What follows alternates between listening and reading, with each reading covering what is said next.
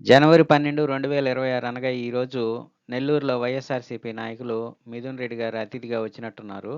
ఆయన సమక్షంలో ఒక ప్రెస్ మీట్ పెట్టారండి ఈరోజు. ఈ ప్రెస్ మీట్‌లో భాగంగా ఒక్కొక్కరు మాట్లాడుతూ అనిల్ కుమార్ యాదవ్ గారిని మాట్లాడమన్నారు.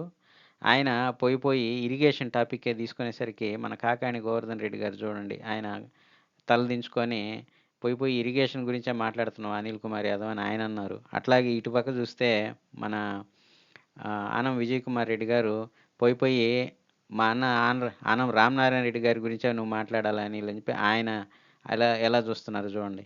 అనిల్ కుమార్ యాదవ్ గారు ఆనం రామనారాయణ రెడ్డి గారి మీద విరుచుకుపడ్డారు ఈరోజు ప్రెస్ మీట్‌లో. ఆయన అన్నారు ఏమిటన్నారు?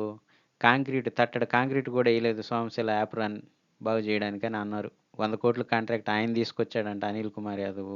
తర్వాత కండలేరు కాలువని వెడల్పు చేయడానికి మొత్తం వర్క్స్ ఆయన చేయించారంట. తర్వాత బ్యారేజీలు తీసుకొచ్చింది ఆయనేనంట. సో, ఇలా అన్నీ చెప్పేసరికి ఎవరికి ఏం మాట్లాడాలో అందరూ ఎలవరిపోయి చూస్తున్నారంట ఆయనకు గూడా. ఇప్పుడు కరెక్ట్‌గా చెప్పాలంటే ఇప్పుడు సీఎం చంద్రబాబు నాయుడు గారు 2 సార్లు వచ్చి సోమశిలను ఇన్స్‌పెక్షన్ చేసి 100,00,00,000 శాంక్షన్ చేసి యాప్రాన్ రిపేర్ చేయడానికి, అది కూడా రామనారాయణ రెడ్డి గారి చొరవతోటి ఆయన రిక్వెస్ట్ చేసి తీసుకొచ్చి సోమశిల డ్యామ్ ఈ విధంగా వదిలేస్తే యాప్రాన్ పోయేసి మన భావితరాలకి నష్టం జరగద్ది నెల్లూరోళ్ళకని ఆయన ఎంతో చొరవ తీసుకొని శాంక్షన్ చేపించుకొనొచ్చిన పనది. యాప్రాన్ ఇంతవరకు తట్టడి కాంక్రీట్ ఎయలేదా? అసలు ఎళ్లారా మీరు? సోమశిలకెళ్లి చూసారా?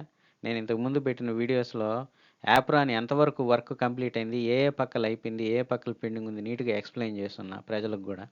తర్వాత ఈ కండలేరు వర్క్స్ కావచ్చు, సోమశిల ఇది మరి పెన్నా బ్యారేజీలు గావచ్చు, సంగం దగ్గరుండేది.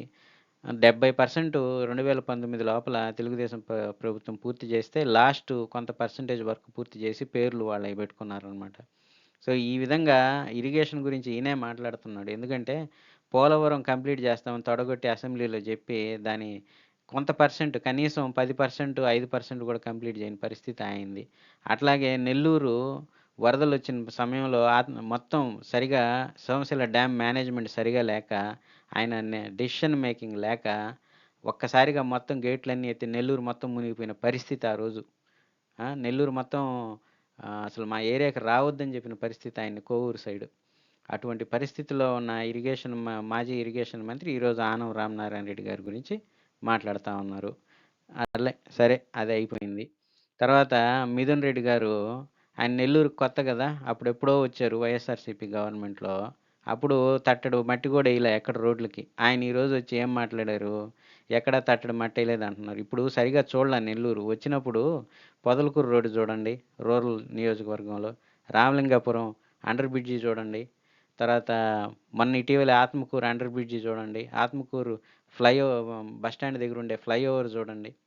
తర్వాత అక్కడ హైవేలో మరి గొలగమూడు రోడ్డు, అట్లాగే పెద్ద బైపాస్ దగ్గర మనకి ఫ్లైఓవర్ పడుతుంది. అది చూడండి. ఇవన్నీ ఎవరి హయాంలో వస్తున్నాయి? ఇప్పుడు కేవలం 18 నెలల్లో తెలుగుదేశం ప్రభుత్వం హయాంలో వస్తున్నాయి. ఇవన్నీ చూడకుండా అప్పుడు ఎప్పుడో వైఎస్ఆర్‌సీపీ గవర్నమెంట్‌లో ఉన్న రోడ్లే ఊహించుకొని ఇంకా అట్లాగే ఉన్నాయనుకోని ఆయన మాట్లాడుతున్నారు. ఇప్పుడు లేటెస్ట్‌గా నెల్లూరు పొట్టేపాళెం కల్జు ఎప్పటినుంచో మరి జగన్మోహన్ రెడ్డి గారు అపాయింట్మెంటే ఇయ్యకుండా మన రూరల్ శాసనసభ్యులు శ్రీధర్ రెడ్డి గారికి ఎంత ఇబ్బంది పెట్టారో, అలాంటిది ఇప్పుడు చంద్రబాబు నాయుడు గారు నెల్లూరోళ్ళకి ఒక వరం ఇచ్చినట్టు ఆయన ఇంత ఆర్థిక ఇబ్బందుల్లో గూడా మరి ఆ కల్జు శాంక్షన్ జేసి నెల్లూరోళ్ళకి దైవంలాగా చంద్రబాబు నాయుడు గారు నిలిచారు. మరి మీ వైఎస్ఆర్‌సీపీ జగన్మోహన్ రెడ్డి గారు ఏం జేశారు నెల్లూరుకని మీరు ఈరోజు కూర్చొని ప్రెస్ మీట్ పెట్టి మాట్లాడుతా ఉన్నారో జనాలకి అర్థం కావడంలే. ఇంత నీట్‌గా నెల్లూరులో డెవలప్‌మెంట్ జరుగుతా ఉంటే రోడ్లు గావచ్చు, బ్రిడ్జిలు గావచ్చు, అండర్ బ్రిడ్జిలు గావచ్చు, కల్జు మీద బ్రిడ్జిలు గావచ్చు, మీరు మాట్లాడేదానికి ఏమన్నా అర్థం ఉందా అసలు? తర్వాత జగన్మోహన్ రెడ్డి గారేమో సో కాల్డ్ అమరావతి అంటారు. అమరావతి కృష్ణా నది ఒడ్డునుంది. అసలు క్యాపిటలే అవ్వదంటారు. మీరొచ్చేమో మిథున్ రెడ్డి గారు నెల్లూరుకొచ్చి అమరావతికి మేము వ్యతిరేకం గాదు. కేవలం భూములు ఇచ్చిన రైతుల కోసమే మాట్లాడుతా ఉంటున్నారు. ఒకరికొకరికి పొంతనే లేదు.